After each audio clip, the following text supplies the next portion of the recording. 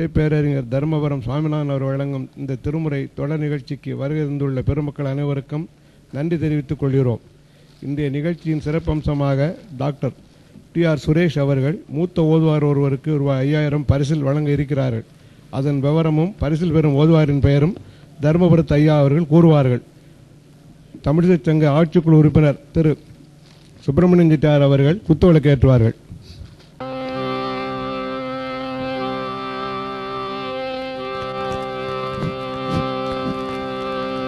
நல்ல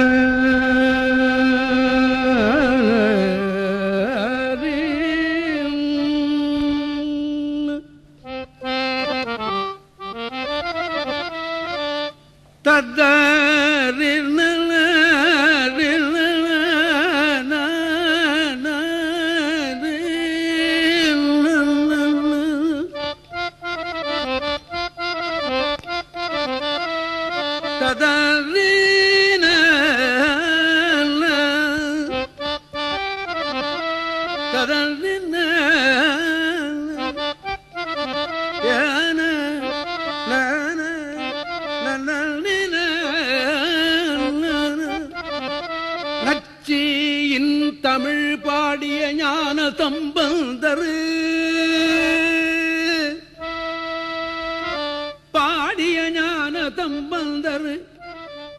தமிழ் பாடிய ஞான சம்பந்தர் நச்சியின் தமிழ் பாடிய ஞான சம்பந்தர்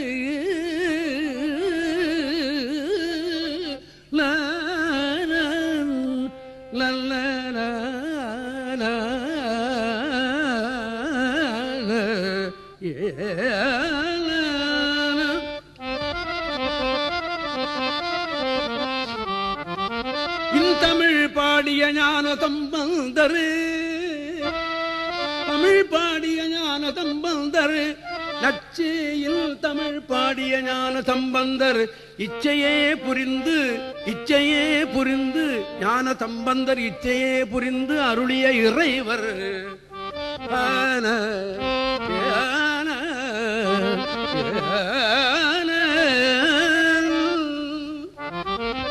ஞான சம்பந்தர் இச்சையே புரிந்து அருளிய இறைவர் இன்னருளால்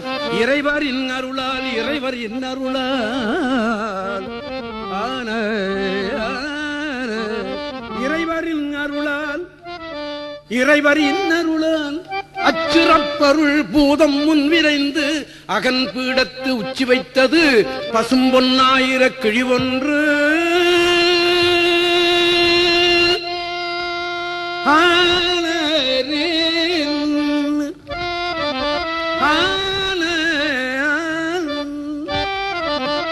நச்சியில் தமிழ் பாடிய ஞான சம்பந்தர் இச்சையே புரிந்தருடைய இறைவரின் அருளால் அச்சிறப்பருள் பூதம் முன்விரைந்து அகன் பீடத்து உச்சி வைத்தது பசும்பொன்னாயிர கிழிவொன்று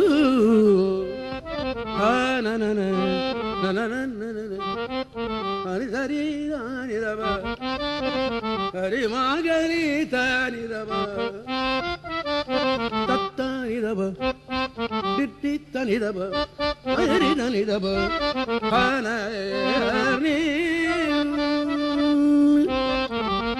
நச்சியில் தமிழ் பாடிய ஞான சம்பந்தர் இச்சையே புரிந்தருடைய இறைவர் இன்னருளால் அச்சிறப்பருள் பூதம் முன் விரைந்து அகன் பீடத்து உச்சி வைத்தது பசும்பொன்னாயிர கிழிவொன்று கிடறினும் தள்ளறினும் எனதுரு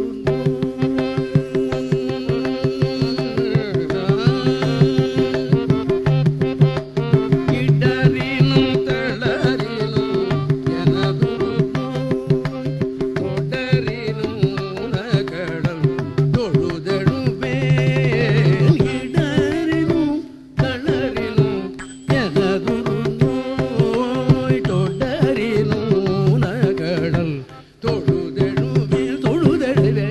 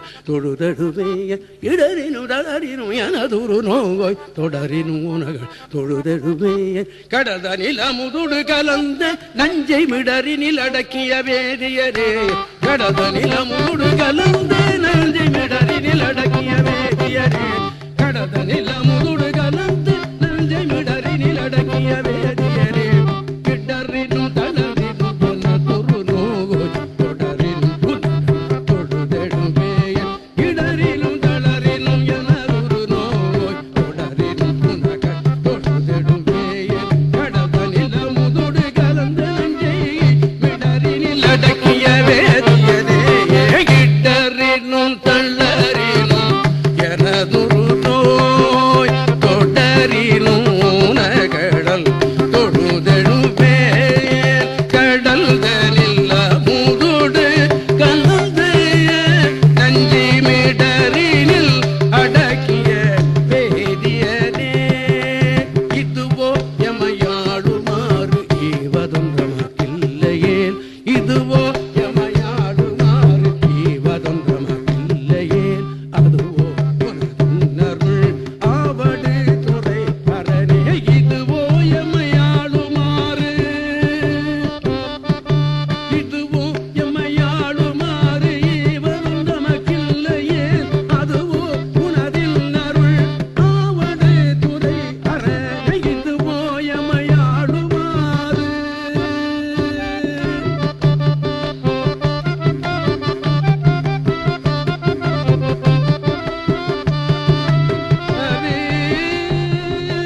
இதுவோ எமையாளுமாறு ஈவதும் தமக்கில்லையேல் அதுவோ உனதில் அருள் ஆவடு துறை அரணே இதுவோ எமையாளுமாறு தத்தரிதவா பவனி இதுவோ எமையாளுமாறு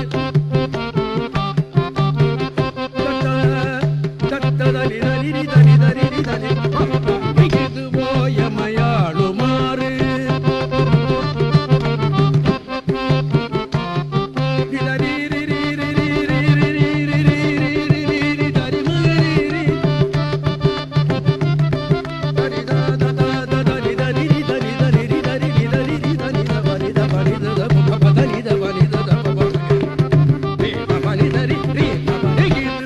எமையாளுமாறு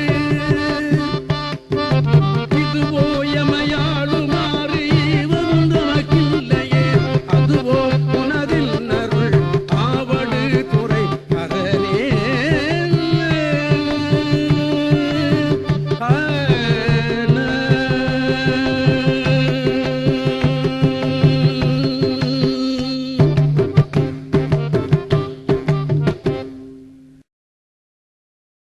பொருளிலார்க்கு இவ்வுலகம் இல்லை பொருள் இல்லார்க்கு இவ்வுலகம் இல்லை அருள் இல்லார்க்கு அவ்வுலகம் இல்லை. இது நம்ம நாட்டு பழமொழிதானே. குமரகுருபர் அடிகளார் சொல்லுவார், இன்சொல்லன் தாழ்நடையன் ஆயிடினும் வன் சொல்லின் அல்லது வாய் திறவாது என் சொல்லினும் கைத்துடையான் கார்கீழ் ஒதுங்கும் கடல் ஞாலம் பித்துடைய அல்ல பிற என்பது அவருடைய பாட்டு. என்ன பொருள் அப்படின்னு கேட்டா, ஒரு மனிதன் நல்ல நடத்தை உள்ளவன், யோக்கியன், தர்மமாக வாழ்கிறவன், அவன் சில வேளையிலே பணக்காரர்கள்ட்ட போய் சேர்ந்தான்னா அவனை திட்டவும் செய்வான், வையவும் செல்வான், தூர்த்தவும் செய்வான். அப்படி அந்த பணக்காரர்கள் தூற்றும் பொழுது அவன் கால் கீழ் போய் இந்த உலகம் நிற்கும். அப்படி நிற்கிறது தவறு என்று நீ எண்ணுவாயா? கிடையாது, அது ரைட்டு அப்படின்னு முற்றும் துறந்த முனிவராகிய குமரகுருபரர் சொல்லுகிறார் என்று சொன்னால், குமரகுருபரரே சொல்லுவாரே, ஆனால் தருமபுரம் சாமிநாதன் எங்கே அல்லவா? ஆமா, பாட்டை மறுபடியும் சொல்லட்டுமா? இன்சொல்லன் தாழ்நடையன் ஆயிடினும் வன் சொல்லின் அல்லது வாய் திறவாது என் சொல்லினும் கைத்துடையான் கார்கீழ் ஒதுங்கும். கைத்துடையான் என்பது கையில பொருள் உடையவன் என்று பொருள். கைத்துடையான் கார்கீழ் ஒதுங்கும் கடல் ஞாலம் பித்துடைய செய்கை என்று நினைப்பாயோ, பித்துடைய அல்ல பிற கிடையாது என்று சொல்லிவிட்டார் குமரகுரு முனிவர். முற்றும் துறந்த முனிவராகிய அவரே சொல்லுவாரே, ஆனால் நாம் எப்படி அல்லவா? ஆக பொருள் இருந்தால் தான் இந்த உலகத்தில் நாம் வாழ முடியும். திருஞான சம்பந்தர் திருவாவடுதுறையில் தங்கியிருந்தார். அவருடைய தகப்பனார் பேர் உங்களுக்கு தெரியும், சிவபாத ஹிருதயர். பேரிலேயே இருக்கிறது பார்த்தீங்களா, சிவபாரத ஹிருதயர். சிவனுடைய பாதத்தை ஹிருதயத்திலே வைத்துக் கொண்டிருக்கிறார் இருக்கிறார் என்று பொருள். அவர் இந்த உலகம் நன்றாக வாழ வேண்டும் என்று நினைத்துத்தான் திருத்தோணிபுரத்தில் இருக்கிற சிவனை கேட்டு வாங்கினார். உன்னுடைய சைவ நெறி இந்த உலகத்திலே வாழ வேண்டாமா?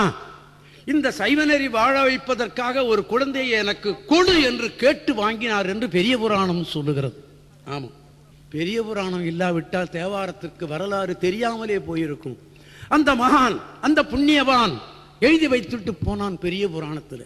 அது இல்லையே அந்த வரலாறு நமக்கு கிடைக்குமா? 63 நாயனார்களுடைய வரலாறு தெளிவாக நமக்கு கிடைக்குமா? கிடைக்காது. ஆமாம், அப்படி அவர் எழுதி வைக்கிறார். திருஞான சம்பந்தரை குழந்தையாக எனக்கு கொடு என்று கேட்டு வாங்கினாராம் அந்த சிவபாத ஹிருதயர். தோணிபுரத்தில் இருக்கிற சிவனை பார்த்து அவன்தான் கொடுத்தான் திருஞான சம்பந்தரை என்று வரலாறு சொல்லுகிறது. அந்த வரலாறு பின்னால நான் உங்களுக்கு நினைவூட்ட காத்திருக்கிறேன், பின்னே பார்த்து கொள்ளுவோம். அந்த சிவபாத ஹிருதயர் இந்த உலகமெல்லாம் நன்றாக வாழ வேண்டும் என்றுதான் திருஞான சம்பந்தரை கேட்டு வாங்கினார். உலகமெல்லாம் நன்றாக வாழ வேண்டும் என்று நினைத்துத்தான் 3 பொழுதும் வேள்வி செய்து வருகிறார். வேள்வி செய்கிறதுனாலே தான் இந்த உலகமெல்லாம் மழை பொழியும். அதை சொல்லுவார் ஒரு அற்புதமான திருப்பாடல்.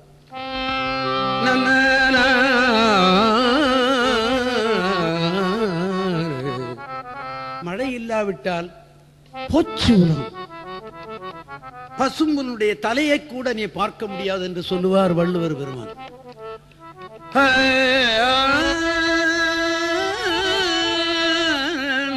வான்முகில் வடாது பெய்க மலிவளம் சுரக்க, மலிவளம் சுரக்க வான்முகில் வடாது பெய்க, மலிவளம் சுரக்க மன்னன் கோன்முறை அரசு செய்க, வான்முகில் வடாது பெய்க, குறைவில்லாது உயிர்கள் வாழ்க, குறைவில்லாது உயிர்கள் வாழ்க, வான்முகில் வடாது பெய்க, நான் மறை அறங்கள் ஓங்க, வான்முகில் வடாது பெய்க, மேன்மைகுள் சைவ நீதி விளங்குக உலகமெல்லாம். இந்த சைவ நீதியினாலே தான் மழை பொழியும் என்ற கருத்து. சரி, அந்த வேள்வி செய்வதற்காக அவருக்கு பொருள் தேவை. திருவாவடுதுறையில் தங்கியிருந்தார் திருஞான சம்பந்தமூர்த்தி நாயனார். அவரை பார்க்க சென்றார் அவருடைய தந்தையார் சிவபாத ஹிருதயர். திருஞான சம்பந்தருடைய தாயினுடைய பெயர் பகவதி அம்மையார். திருஞான சம்பந்தர் மற்றொரு இடத்துல திருஞான சம்பந்தரை பார்த்த உடனே அவருடைய தாதையார் வணங்கினார் என்று வருகிறது. பெரிய புராணத்தை எழுத்து எழுத்தாக படித்த ஐயர்வாள் இன்னும் இங்கே வரலன்னு நினைக்கிறேன். டிஎன்ஆர் இன்னும் இங்கே வர இருக்கிறார்கள். எழுத்து எழுத்தாக படித்தவர்கள் டிஎன் ராமச்சந்திர ஐயர் இன்னைக்கு இங்கே வருகிறார்கள். அவரை பற்றி பின்னால் நான் சொல்கிறேன். அவர்கள் இருக்கும்போது நான் அந்த பெரிய புராணத்தை சொல்றது கொஞ்சம் அச்சமாக இருக்கிறது. திருஞான சம்பந்தரை பார்த்த உடனே அவர் தந்தையார் வணங்கினார். ஏன்? திருஞான சம்பந்தர் பெரியவர் என்று எண்ணினார் தகப்பனார். இப்போ இருக்கிற தகப்பனாரும் பையனை கண்டு வணங்கத்தான் செய்கிறான். ஏன்? உத போட்டுடுவானோ, அப்படி இல்லைன்னா முதியோர் இல்லத்துக்கு அனுப்பிச்சு விடுவானோ அப்படிங்கிற அச்சத்தினால வணங்குறான் இவன். அவர் அப்படி இல்லை, அருள்னால வணங்கினார். அப்பா, என்னை இளமையிலே ஆட்கொண்ட தோணியப்பர் பெருமானும் பெரிய நாச்சியாரும் நன்றாக இருக்கிறார்களா அப்படின்னு கேட்டார். இருக்கிறார்களப்பா என்று சொல்லிவிட்டு, இந்த உலகமெல்லாம் நன்றாக இருக்க வேண்டும், மழை பொழிய வேண்டும், மக்கள் நலமாக வாழ வேண்டும் என்ற கருத்தோடு வேள்வி செய்ய இருக்கிறேன், வேள்விக்கு பொருள் தேவை என்று சொன்னாராம். அப்படியா? என்ன போல சாதாரண பாட்டுக்காரனாக திருஞான சம்பந்தர் இருந்திருப்பானே, ஆனால் மடியை திறந்து இந்தாப்பா இதில் 10,000 ரூபாய் பணம் இருக்கு, எடுத்துக்கோ அப்படின்னு கொடுத்திருப்பார். அவருக்கு வேண்டியதெல்லாம் சிவனை கேட்டு வாங்கி கொள்ளுவார். அவருக்கு வேண்டியது அருள். என்ன போல இருக்கவனுக்கு வேண்டியது பொருள். ஆமாம், பொருளை நம்பித்தான் நாம கேட்டு போறோம். பொருளும் வேண்டியதுதான், அருளும் வேண்டியது, இரண்டும் 2 கண்ணு. ஆமாம், அதை சொல்லுவார் பாம்பன் சாமி. இறை தேடு, இறை தேடு. இந்த வல்லினத்துக்கும் மெல்லினத்துக்கும் எப்படி பொருள் பண்ணியிருக்காரு பார்த்தீங்களா அந்த சாமி. நம்ம நாட்டில் தமிழ் அவர்கள் சொன்னார்கள்னு வருது இன்னைக்கு. ஐயோ, இதை டிவியிலேயும் ரேடியோவில் கேட்கும்போது நெஞ்சு துடிக்குது எனக்கு. இறை தேடு, இறை என்பது இங்கே உணவு. இறை என்பது கடவுள். இறை தேடு, இறை தேடுன்னு சொன்னார் அந்த மகான் அல்லவா? ஆமாம், 6666 பாடல்கள் எழுதிய பெருமான் அவர். ஆக இப்படி சொன்ன உடனே, அப்படியாப்பா, நான் சாமிகிட்ட போய் கேட்குறேன் அப்படி நேர திருவாவூரத்தில் இருக்கிற மாசிலாமணி ஈஸ்வர் திருச்சன்னதிக்கு போனார். திருச்சன்னதிக்கு கூட போகலை. அந்த கோயிலுக்குள்ள வெளியில பெரிய நந்தி இருக்கிறது, அரச மரம் இருக்கிறது. அந்த அரச மரத்தின் அடியிலே தான் திருமூல நாயனார் 3000 ஆண்டு தமிழ் 3000 ஆண்டு தவம் இருந்து நமக்கு கொடுத்தார் தமிழ். அதுதான் திருமூலர் திருமந்திரம். தவமிருந்து பெற்ற தமிழ் திருமூலர் திருமந்திரம் அல்லவா?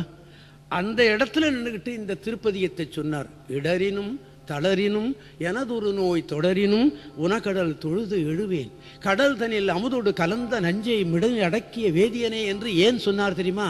நீ பரம கருணாமூர்த்தி, அன்றைக்கு நீ அந்த ஆலகால விஷத்தை நீ உண்டாமல் போயிருந்தால் பிரம்ம விஷ்ணுக்களே மாண்டு போயிருப்பார்கள். பெருந்தேவர் என்று சொல்லப்படுகிற பிரம்ம விஷ்ணுக்களே போய்விடுவார்களே. ஆனால் எங்கேயோ இருக்கிற தருமபுரம் சாமிநாதன் எங்கே அல்லவா? ஆமா, அந்த பிரம்ம விஷ்ணுக்களையே காப்பாற்றப்பட்டது நீ விஷத்தை உண்டல்லவா? அப்படி பரம கருணாமூர்த்தி அல்லவா? இப்பொழுது என்னுடைய தந்தையாருக்கு பொருள் தேவை என்று கேட்கிறாரே, நான் கொடுத்தால் தானே இந்த நாடு நன்றாக இருக்கும் என்ற குறிப்போடு சொல்லுகிறார் சுவாமி. கடல் தனில் அமுதோடு கலந்த நஞ்சை மிடரில் அடக்கிய வேதியனே, இதுவோ எம்மை ஆளுமாறு ஈவதொன்றமக்கு இல்லையேல் அதுவோ உனது இன்னருள் ஆவடு துறையரனே என்று 11 பாட்டு பாடினார். 11 பாட்டு பாடின உடனே சேக்கிழார் சொல்லுகிறார், சிறப்பான பூதமா அது. ஆண்டவன்கிட்ட இருக்கிற பூதத்துக்கு பேர் அச்சிறப்பு அருள் பூதம் அப்படின்னு சொன்னார். அதை அல்லவா? திருக்கோயிலில் இருக்கிற தொடப்பக்கட்டைக்கு தொடப்பக்கட்டை என்ன பேரு? கிடையாது, திரு அழகுன்னு பேர். நம்ம வீட்டில் இருக்கிற தொடப்பகை தொடப்பம் என்று பேர்.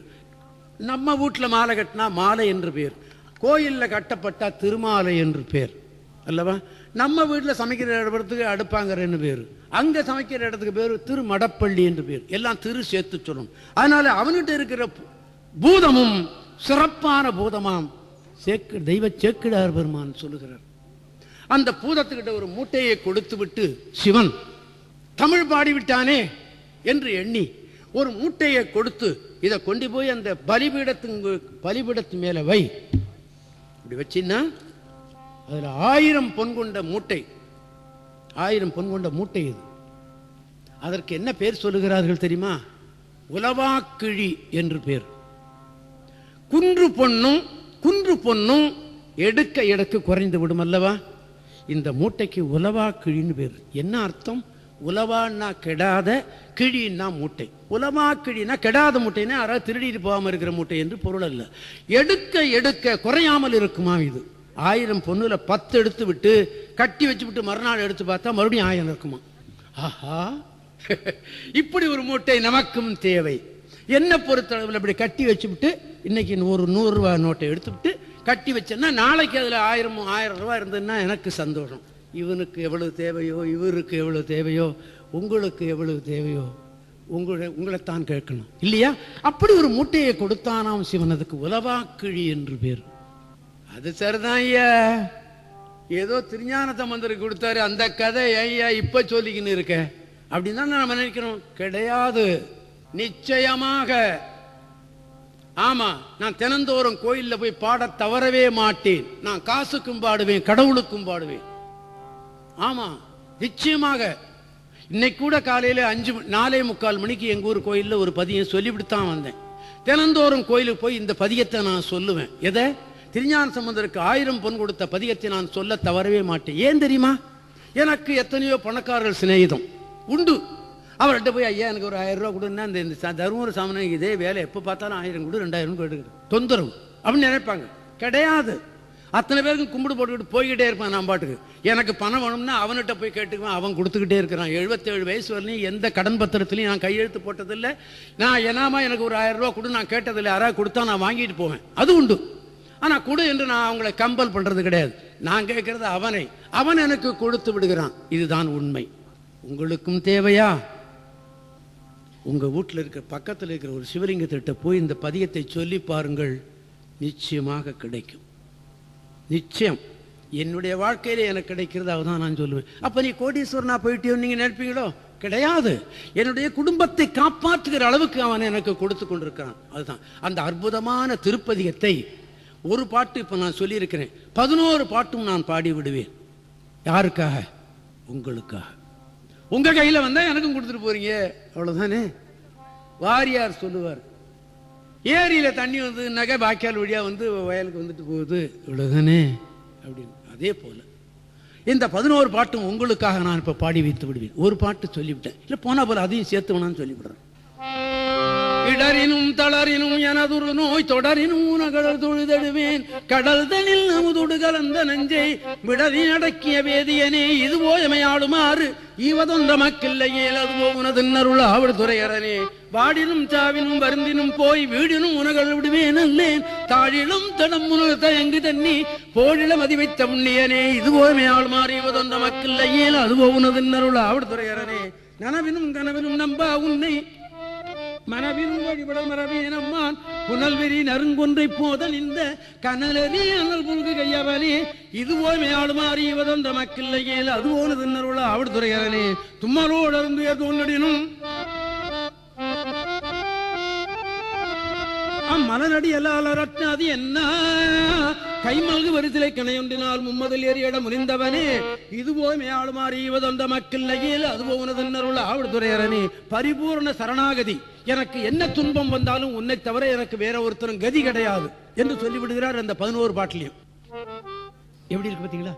எனக்கு என்ன துன்பம் வந்தாலும் சரிதான், என்ன இடர் வந்தாலும் சரிதான், நான் செத்தாலும் சரிதான், வாழ்ந்தாலும் சரிதான், உன்னை தவிர நான் எனக்கு வேற ஒரு கதியும் கிடையாது. இந்த பரிபூர்ண சரணாகதி அடைந்திருக்கிறார் அவர். நிச்சயமா காப்பாற்றித்தானே தீர்வான் இல்லையா? ஆமா. தும்மரோடர்ந்துயர் தோன்றினும் அம்மலரடியலால் ரத்தாது என்ன கைமல்கு வருதலை கணையொன்றினால் மும்மதில் ஏறியிட முனிந்தவனே, இது போமையாளுமாறு ஈவதொன்ற மக்கில்லையே, அதுவோ உனதில் அருள் ஆவடு துறையரனேயே. ஏக தெய்வ வழிபாடு. தேவாரத்தில் சிவனை தவிர யாருக்கும் பாட்டு கிடையாது, அம்பிகை கூட கிடையாது, விநாயக பெருமான் கிடையாது, முருகனுக்கும் கிடையாது, எந்த தெய்வத்துக்கும் கிடையாது. தேவாரத்தில் ஏக தெய்வ வழிபாடு தான் உணர்த்தப்படுகிறது. நீங்க தப்பு நினைக்கிறீங்களா? கிடையாது. நம்ம மனைவி நம்மளோட இருந்தா தானே நமக்கு சந்தோஷம், நம்ம பொண்ணு ஆம்படையானோட இருந்தா தானே சந்தோஷம். இன்னும் 2 பேர்கிட்ட போனான்னு சொன்னா நமக்கு அது தவறுன்னு நமக்கு சொல்றோமா இல்லையா? இல்லையா? அதே தான் தெய்வத்திலையும் அப்படித்தான். நிச்சயமாக ஏதேனும் ஒரு தெய்வத்தை பிடித்துக்கொள், ஆனா இன்னொரு தெய்வத்தை இகழ்ந்து விடாதே. மிக முக்கியம். ஆமா, எப்படி ஏகதெய்வ வழிபாடு நீ நினைக்கிறாயோ அதுபோல் அண்ணாண்ட இருக்கிற தெய்வத்தையும் நீ இகழ்ந்து விடக் கூடாது. என் மனைவி அடுத்த வீட்டுக்காரனை கூப்பிட்டு ஒரு டம்ளர் பால் கொடுக்கறதுனால தப்பு இல்லை, தனிமையில் அவளை சந்திக்கிறது தான் தப்பு அல்லவா? ஆமா, அதே போல்தான் ஏகதெய்வ வழிபாடு தான் தேவாரத்தில் உணர்த்தப்படுகிறது. கையது வீடின் கழுவுரினும் செய்கனடி எல்லாம் சிந்தை செய்யேன், கொய்யணி நறுமணல் குலாய தண்ணி மையணி மிடருளை மறையவனே. அப்படி ஏகதெய்வ வழிபாடு இல்லாமல் பல தெய்வ வழிபாடு செய்தது உண்டான்னா உண்டு. பெரிய மகான்கள் கூட அப்படி ஒரு செய்கை செய்திருக்கிறார்கள். அதை தவறு என்று நான் சொல்ல மாட்டேன். என்ன மகான்கள் செய்ததை நாம் தவறு என்று சொல்லக்கூடாது. அவர்கள் அப்படி செய்திருக்கிறார்கள் என்பதை மாத்திரம் எண்ணிக்கொள்ளணும், அவ்வளவுதான். திருஞான சம்பந்தர், திருநாவுக்கரசர், சுந்தரர், மாணிக்கவாசகர் இந்த 4 பேருட்டையும் அந்த ஏகதெய்வ வழிபாடு தான் இருந்திருக்கிறது. வெந்துயர் தோன்றியோர் வருவரினும் எந்தாய் உன்னடியலானே எத்தாதன்னா ஐந்தலை அரகுண்டரை கிதைத்த சந்த வெண்பொடி சங்கரனே, இதுபோய் மேல்மாறி உதந்த மக்கள்லையில் அது ஒன்னருள ஆழ்துறையரனே, வெப்படு விரவியோர் விரைவரினும் அப்பா உன்னடியலால் அரற்றாதன்னா ஒப்புடை ஒருவனை உருவடிய அப்படி அடலிட விடித்தவனே, இதுபோய் மேல்மாறி உதந்த மக்கள்லையில் அது ஒன்னருள ஆழ்துறையரனே, பேரிடர் பெருகியோர் பணிவரினும் சீருடை கடலார் சிந்தை இதையேன் ஏருடை மணிமுடிய அவனனை ஆருடை படவரை அடத்தவனே, இதுவோ மாறி வந்த மக்கள்லையில் அது ஒன்னருள ஆழ்துறையரனே, உன்னினும் பதப்பினும் உறங்கினும் நின் ஒன்னாடியலால் உரையாது என்ன கண்ணன் கடிகமதாவரை மேல் அண்ணரும் அளப்பரிதாயவனே, இதுவோ மாறி வந்த மக்கள்லையில் அது ஒன்னருள ஆழ்துறையரனே, பித்தொடு மயங்கி ஓர் மணிவரினும் அத்தா உன்னடியலால் புத்தரும் சமணரும் புறநுரைக்க பத்தர்கள் கருள் செய்து வைந்தவனே, இதுவோ மேல் மாறி இவதொன்ற மக்கள்லையில் அது ஒரு ஆவடுதுறையரனே.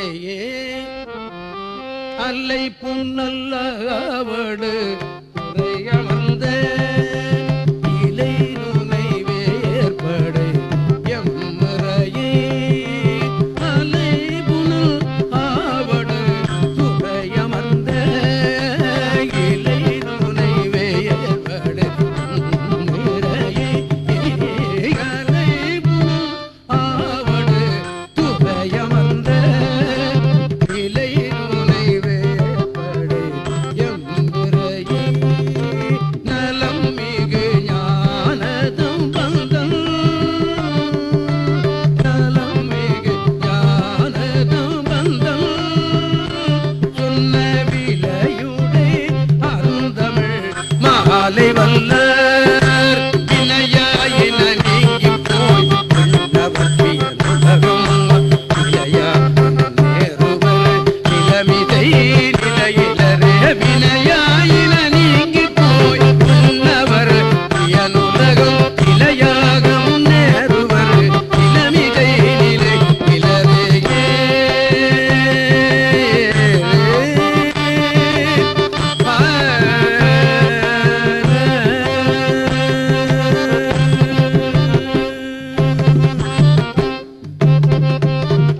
இந்த சரித்திரத்தை சொல்லுவதுதான் நான் முதலிலே பாடிய பெரிய புராண பாடும். நச்சி இன் தமிழ் பாடிய ஞான சம்பந்தர் இச்சையே புரிந்து அருளிய இறைவர் இன்னருளால் அச்சுரப்பருள் பூதம் முன் விரைந்து அகன் பீடத்து உச்சி வைத்தது பசும்பொன் ஆயிர கிழி ஒன்று என்ற பாடல் முதல்ல நான் சொன்னது இந்த கருத்து தான். இன்றைக்கு கூட தஞ்சாவூரில் ஒரு வக்கீல் TN ராமச்சந்திர ஐயர் என்றவருக்கு பெயர். அவர்களுடைய பையன் டாக்டர் மருத்துவர், அவருடைய மருமகள் டாக்டர். அவர்கள் சென்ற ஆண்டு என்னிடம் சொன்னார்கள், ஒரு வாழ்க்கையிலே மிகவும் நலிந்த ஓதுவார் ஒருவருக்கு 5000 ரூபாய் நான் தருகிறேன், தாருங்கள், யாராவது சொன்னீங்கன்னா நான் கொடுத்துட சொல்கிறேன். அப்புறம் ஒரு ஓதுவாரை சொன்னேன், அவர் கொடுத்தார். இந்த ஆண்டும் அப்படி கொடுக்கணும், ஒருவரை சொல்லுங்கள் என்று சொன்னார்கள். நான் இங்கே ஒரு ஓதுவாரை வர சொல்லி இருக்கிறேன். தேவாரத்தை நன்றாக படித்தவர், அது மாத்திரம் இல்லாமல் தேவாரத்தை நன்றாக பாடுகிறவர், பாடிக்கொண்டிருக்கிறவர், வயசானவர். தேவாரத்தை தன் கையினாலேயே எழுதி எழுதி கையேட்டு பிரதி என்று எல்லாருக்கும் அனுப்புகிறார். அப்படி தேவார தொண்டு செய்கிறார் அவர். அவரை இங்கே வர சொல்லி இருக்கிறேன். சீர்காழியில் இருக்கிறார் அவர். சட்டையப்ப ஓதுவார் என்று அவருக்கு பேர். அவருக்கு அந்த 5000 ரூபாயை இன்னைக்கு கொடுக்க செய்யலாம் என்று அந்த டாக்டர் அவர்களை நான் இங்கே வர சொன்னேன். வந்து விடுகிறேன் என்று சொன்னார்கள். இதுவரையிலையும் இன்னும் காணப்பெறவில்லை. வந்து விடுவார்கள். அப்புறமா இன்னொரு செய்தி இருக்குது, அது அப்புறமா சொல்கிறேன். அந்த ஓதுவாருக்கு இன்னைக்கு உங்கள் முன்னே அந்த பரிசளிப்பு விழா நடைபெறும். அவர்கள் வந்தவுடனே இந்த நிகழ்ச்சியின் இறுதியிலே அந்த நிகழ்ச்சியை செய்ய செய்வேன் என்று சொல்லிக்கொண்டு, என்ன தெய்வத்தையே வாழ வைத்த தமிழ் தேவாரம். 7வது நூற்றாண்டிலே நமது சமயம், நமது கோயில்கள் பெரும் இடர்பாட்டுக்கு இருந்தது. சிவலிங்கத்தை கூட எடுத்துகிட்டு போய் போட்டு மறைச்சு விட்டார்கள் என்ற வரலாறு பெரிய புராணத்தில் வருகிறது. எத்தனையோ கோயில்கள் உடைக்கப்பட்டது, மூடப்பட்டது. தேவாரம்தான் காப்பாற்றி விட்டது. அதை நான் இந்த நிகழ்ச்சி ஒரு வருஷத்துக்கு முந்தைய தொடங்கும் போது அந்த பாட்டை நான் சொல்லியிருக்கிறேன். தொடர்ந்து வந்தவர்களுக்கு தெரியும். அப்படி அந்த தமிழையே பாடிக்கொண்டிருக்கிற அவர்களை ஆதரிக்க வேண்டும் என்ற கருத்தோடு சொல்லியிருக்கிறார்கள். இந்த நிகழ்ச்சியின் முடிவிலே அது நடைபெறும் என்று சொல்லி, ராஜராஜ சோழன் தேவாரத்தை எடுத்து கொடுத்தது மாத்திரம் இல்லாமல் அதை எப்படி பாட வேண்டும் என்ற கருத்தை ஆண்டவனிட்ட கேட்டு, எருக்கத்தம்புலியில் இருக்கிற பாணபத்திரனுடைய பரம்பரை வந்து ஒரு பெண்ணை வைத்து பாடச் சொல்லி கேட்டிருக்கிற பகுதியை நான் உங்களுக்கு நினைவூட்டி கொண்டிருக்கிறேன். நீங்கள் நினைக்கலாம், எப்படி பாடினா என்ன, இதை போய் பிரமாதமாக இதை போய் கடவுள்கிட்ட போய் கேட்டுக்கிட்டு இருக்கிறான் அப்படிங்க சொல்லலாம். ஒரு உங்களுக்கு தெரிந்த ஒரு சினிமா பாட்டை நான் மாற்றி பாடி காட்டுகிறேன். நீங்கள் அதை ஏற்றுக்கிறீங்களா பார்க்கலாம். மருதமலை மாமணியே முருகையா, கிடையாது, தருமன் சாமினான் தப்பா பாடுறார் அப்படின்னு சொல்லிவிடுவீங்க. மருதமலை மாமணியே முருகையா அப்படின்னா தெரியுது, ஒத்துக்குவீங்க இல்லையா? ஆமா. அப்ப அந்த மெட்டில் உங்களுக்கு எவ்வளவு பிடித்தம் இருக்கிறது அல்லவா? ஒன்று. இன்னொன்று, 5 வயசு குழந்தை நம்மகிட்ட வந்து எபோ எபோ அப்படின்னு கூப்பிட்டு நம்ம சந்தோஷமா கேட்டுக்கிட்டோம். அவளுக்கு இப்போ கல்யாணம் ஆக போகுது, 18 வயசு. எபோ அப்படின்னு கூப்பிட்டா ஒத்துக்குவீங்களா? என்னடி கொஞ்சிற, கல்யாணம் ஆக போகுது அப்படின்னு சொல்ல மாட்டீங்க இல்லையா? அந்த மாதிரி சிவனை எப்படி அவர்கள் கூப்பிட்டார்களோ அப்படி கூப்பிட வேண்டியதுதான் நம்முடைய பொறுப்பு. அதற்குத்தான் இந்த தமிழிசை சங்கமும் வைத்திருக்கிறார்கள் இல்லவா? ஆமாம், அதற்குத்தான் இந்த நிகழ்ச்சியும் நம்ம இப்போ நான் பாடி காட்டின இந்த இடரும் தளம் பதிகம் கூட அந்த பழமையான மெட்டில் தான் பாடி காட்டியிருக்கிறேன்.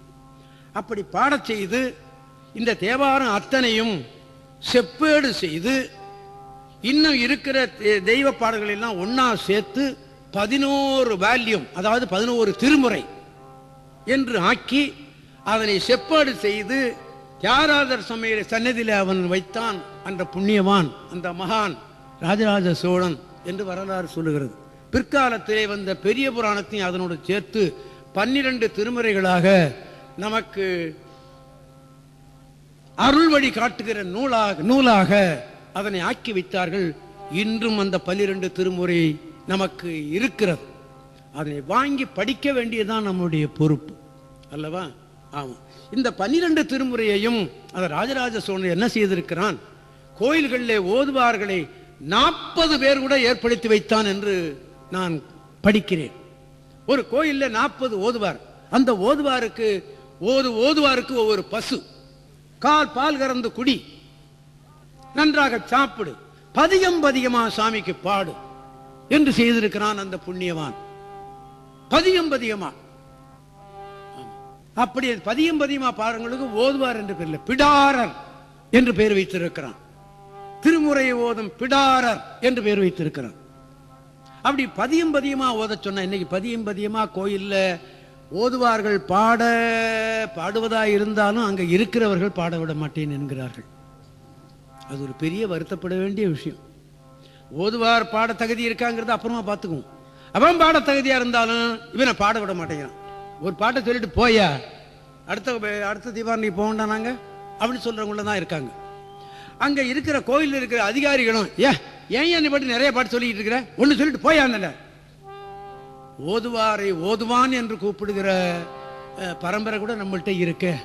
ஆமா, ரொம்ப வருத்தப்பட வேண்டிய விஷயம். சரி, அது போயிட்டு போகுது. கடைசியில இப்ப என்ன ஆகி போச்சு, கோயில்ல 5 பாட்டு சொல்றது, பஞ்சபுராணம்னு அதுக்கு பேரு. 5 சொல்லுன்னா அதையும் விட்டு என்ன பண்றாங்க, ஒரு பாட்டு சொல்லியா போறோம், ஒரு பாட்டு சொல்லியா அப்படி சொல்லிடுறாங்க. எப்படி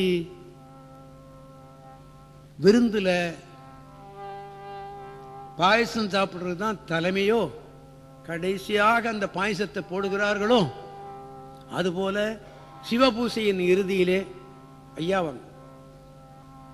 வக்கீல் ஐயா வந்து விட்டார்கள். தேவாரத்தை எல்லாம் ஆங்கிலத்தில் மொழிபெயர்த்து வெளிநாட்டுக்கு அனுப்புகிறார்கள். சேக்கிழார் அடிப்பொடி என்று அவர்களுக்கு பேர் முற்றும் பொருத்தம். சேக்கிழார் கோயிலுக்கு வருவார்கள். சில சமயம் அந்த கோயில் கூட்டி இருக்காது, அழுக்காவும் இருக்கும், தர நெடுஞ்சாங்கடையா விழுந்து விடுவார்கள். அந்த கோயில் திருப்பணி நான் பண்ணும்போது ஆயிரக்கணக்கில் கொடுத்தவர்கள் அவர்கள் தான். எதுக்க சொன்னா முகமனா போய்விடும், நான் உள்ளம் அறிவேன் என்று சொல்லி டாக்டர் வந்துட்டாங்களா, சரி அவர்களும் வந்து விட்டார்கள். நிகழ்ச்சி நிச்சயமாக நடைபெறும். ஆக இந்த கோயிலில் பஞ்சபுராணம் சொல்லுவது என்பதும் ஒரு பழக்கமாக வந்து விட்டது. ஆனால் 12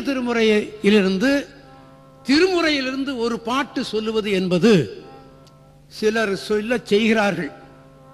இப்ப அந்த 12 திருமுறையிலிருந்து இன்றைய நிகழ்ச்சி திருமுறைக்கு ஒவ்வொரு திருமுறைக்கும் ஒன்று சொல்லி இந்த நிகழ்ச்சியை நான் உங்களுக்கு நினைவூட்ட இருக்கிறேன்.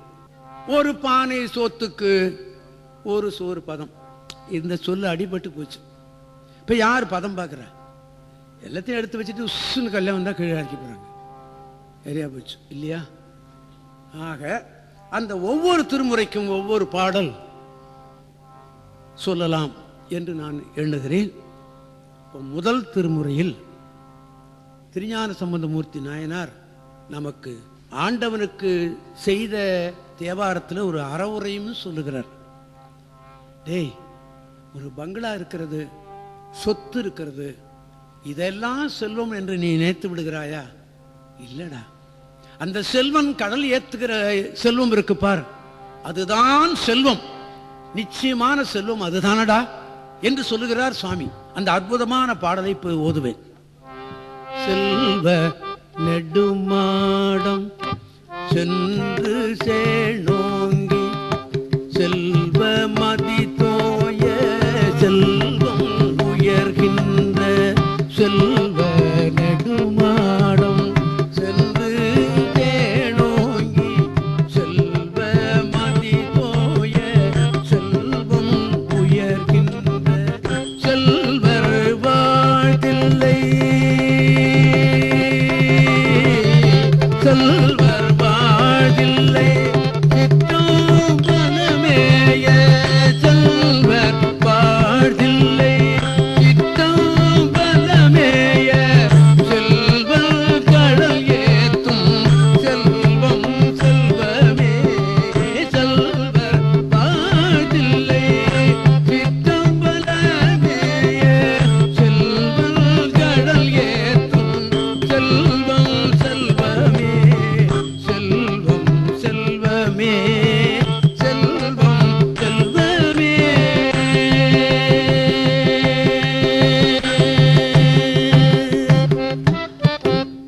இதுல செல்வம் செல்வம் செல்வம் செல்வம் என்று வருகிறது பார்த்தீங்களா? இப்படி ஒரு நல்ல அறவுரையான பாடலை முதல் திருமுறையில் இருக்கிறது. ஆண்டவனுக்கு விண்ணப்பம் செய்கிற வழக்கம் உண்டு. இரண்டாம் திருமுறை, திருமுறை என்பது ஒரு தொகுப்பு.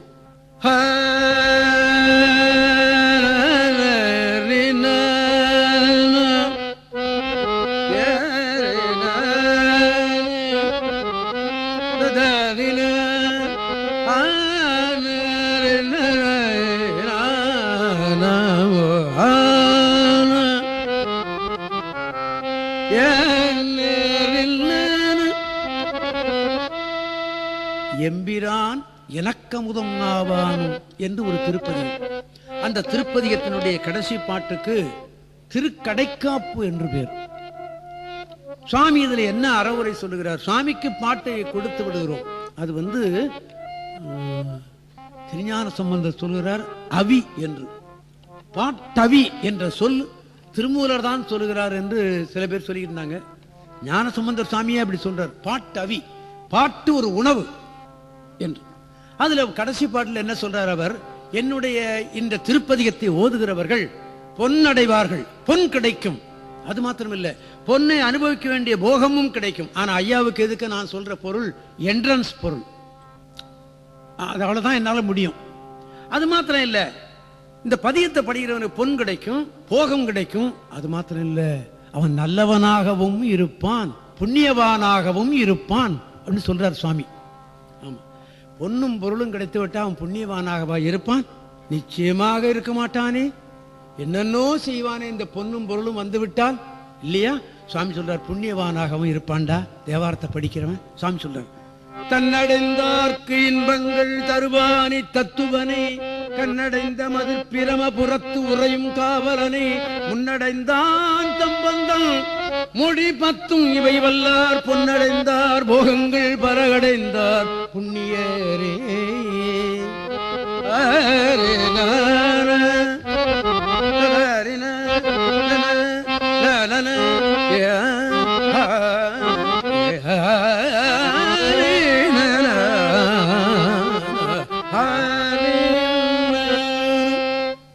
என்பது இது இரண்டாம் திருமுறை. சுவாமி இன்னொரு இடத்துல சொல்றார், என்னுடைய பாடலை படிக்கிறவன் நல்லவனாகவும் இருப்பான், பாட்டில் அவன் வல்லவனாகவும் இருப்பான், அவன் நல்லவனாகவும் இருப்பான் சொன்னார் சுவாமி. இந்த பாட்டில் புண்ணியவானாகவும் இருப்பான், அவன் பாவியாக இருக்க மாட்டான் என்பது குறிப்பு. மூன்றாம் திருமுறையிலிருந்து ஒரு திருப்பாடல்.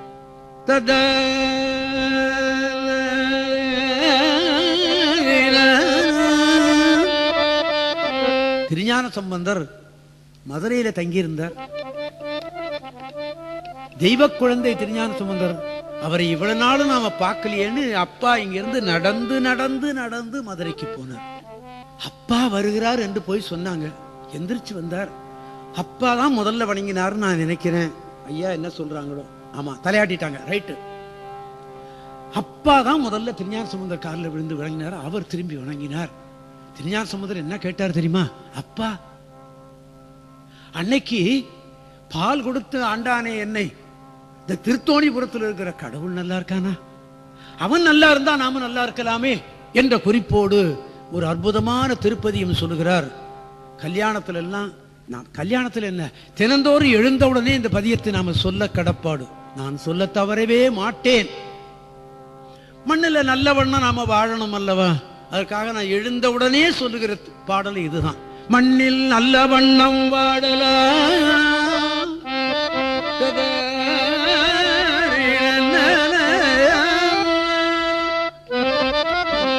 மண்ணில் நல்ல வண்ணம் வாடலாம், வைகளும் எண்ணில் நல்ல கதிக்கு யாதும் ஓர் குறையில்லை.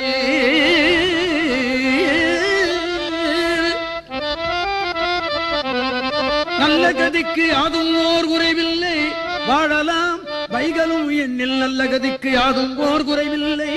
கண்ணில் நல்ல குதுரும் கழுமல வளநகர், பெண்ணில் நல்லாளுடும் பெருந்தகை இருந்ததே.